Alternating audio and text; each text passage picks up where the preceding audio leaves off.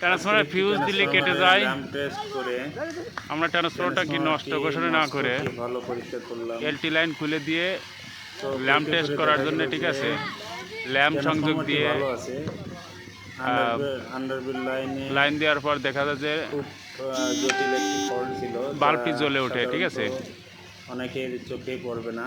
এতে করে বোঝা যায় যে আমাদের এলটি লাইনে সমস্যা আছে, সেটা আমরা পেয়েছি বিদায় যে ফিউজটি বারবার কেটে যাচ্ছিল।